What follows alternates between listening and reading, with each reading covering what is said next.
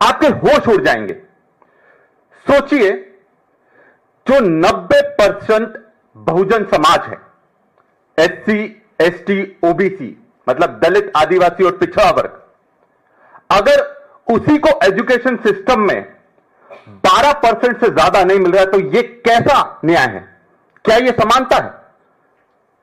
मतलब जो इस देश में 90% हैं बहुजन समाज, आज उच्च शिक्षा संस्थानों में उन्हें सिर्फ 12% जगह मिल रही है।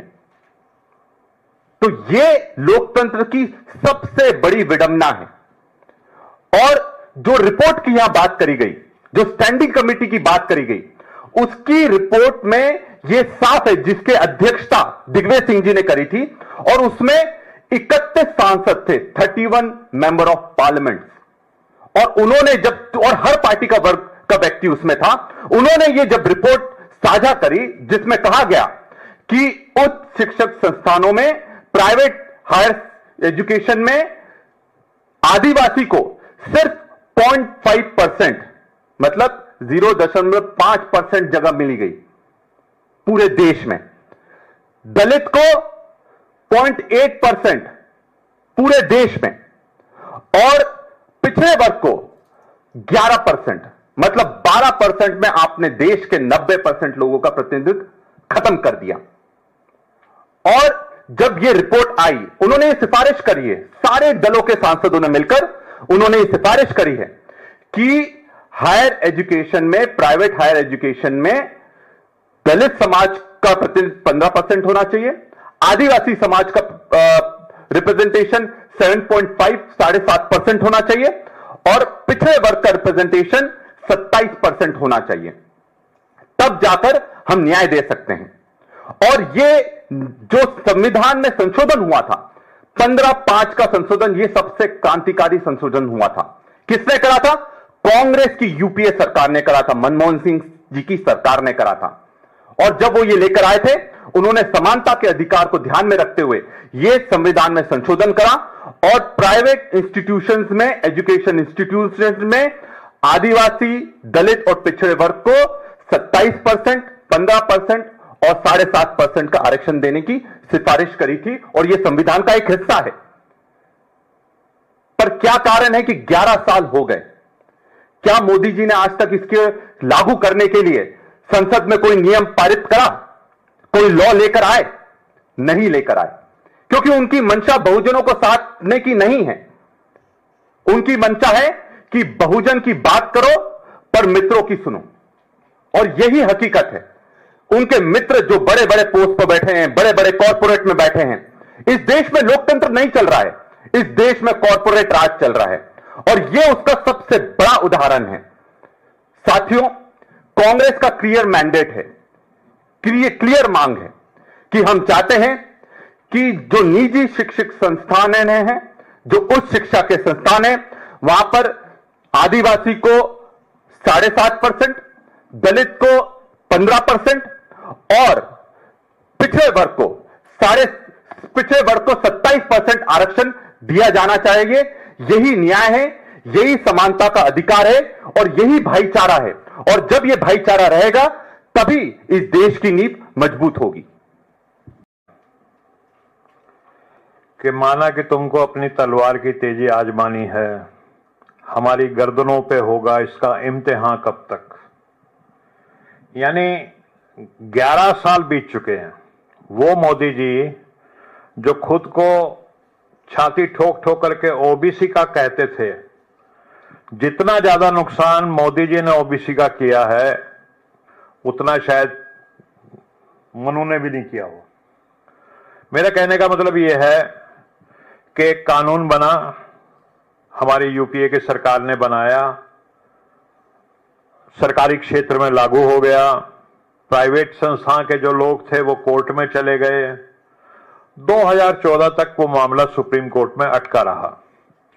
29 जनवरी 2014 को कोर्ट का फैसला, अंतिम फैसला आ गया कि हमारे जो मनमोहन सिंह जी ने जो कानून बनाया था, जो पार्लियामेंट ने कानून बनाया था उनके प्रधानमंत्री के कॉल में, वो बिल्कुल संविधान सम्मत है और इसको लागू किया जाना चाहिए। 29 जनवरी 2014 को लोकसभा के चुनाव शुरू हो चुके थे, आचार संहिता लागू हो चुकी थी, नई सरकार आई और पिछले 11 साल से मोदी जी कुंडली मार करके बैठे हुए हैं इस पे। और वो खुद को क्या कहते हैं? खुद को कहते हैं मैं ओबीसी का हूं। तो मेरा मानना यह है कि पिछले 11 वर्ष, पिछले जब से देश आजाद हुआ 78 वर्ष में डार्केस्ट पीरियड रहा है ओबीसी के लिए, शेड्यूल ट्राइब के लिए। एक जो मनुवादी व्यवस्था जिसका जिक्र हमारे गौतम साहब ने कहा, जिक्र किया कि एक मनुवादी व्यवस्था होती थी जिसमें एकलव्य का अंगूठा काट दिया जाता था। हजारों लाखों करोड़ों ऐसे उदाहरण हैं। यानी कानून बना करके वंचित रखा जाता था दलितों को, पिछड़ों को, आदिवासियों को शिक्षा से। और वही चीज एक अलग तरीके से की जा रही है कि शिक्षा को महंगा कर दो और शिक्षा का निजीकरण कर दो जिसमें आरक्षण ही ना मिले। अब मेरे पास जो एक आंकड़ा सामने रखा हुआ है वो आंकड़ा मुझको बताता है, और ये पार्लियामेंट की रिपोर्ट में जिक्र है इसका, कि इस देश में इस समय 517 प्राइवेट यूनिवर्सिटीज चल रही हैं जिनमें कोई आरक्षण नहीं है। इस देश में 45,000 से ज्यादा डिग्री कॉलेज हैं जिनमें सिर्फ 21.5% जो कॉलेज हैं वो सरकारी हैं, और 78.5% जो कॉलेजेस हैं वो प्राइवेट हैं जिनमें आरक्षण नहीं है। और जैसा कि हमारे साथियों ने बताया कि बहुत कम संख्या में एससी, एसटी, ओबीसी के बच्चे जो हैं वो छात्र जो इन कॉलेजेस में पढ़ रहे हैं। और जो हाल कर दिया है इस सरकार ने सरकारी संस्थानों का, वो सब हम जानते हैं। अशोका यूनिवर्सिटी, अजीम प्रेमजी यूनिवर्सिटी में जो बच्चा पढ़ता है, जो क्वालिटी उसको एजुकेशन की मिलती है वो आज सरकारी क्षेत्र में जो बच्चा पढ़ रहा है उसको नहीं मिल पा रही, क्योंकि अलग तरह के वहां पे संसाधन है। तो हमारे बच्चों को, जिसका जिक्र डॉक्टर विक्रांत जी ने भी किया कि 90% जो आबादी है इस देश की, उनके बच्चों को एक अच्छी क्वालिटी शिक्षा से ये सरकार जो है लगातार महरूम करती चली आ रही है।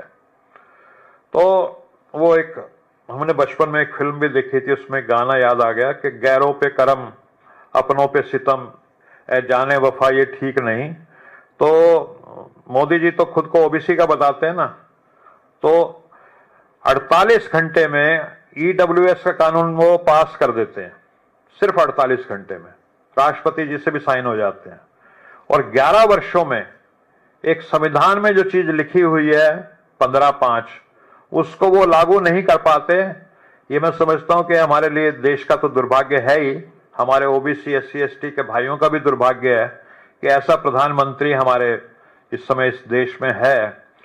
एक चीज और मैं आपके सामने, क्योंकि हम इस विषय पे बात कर रहे हैं, ओबीसी में एक प्रावधान होता है क्रीमी लेयर का, और ये नियम है कि हर 3 साल में वो क्रीमी लेयर जो है वो उसका पुनर्विचार होगा कि वो तर्कसंगत है कि नहीं है। महंगाई बढ़ती रहती है, तनख्वाहें बढ़ती रहती हैं। तो 2017 में क्रीमी लेयर तय हुई थी 8 लाख रुपया, आज 2025 हो गई, 3 साल में, यानी 2020 में वो रिवाइज होनी थी।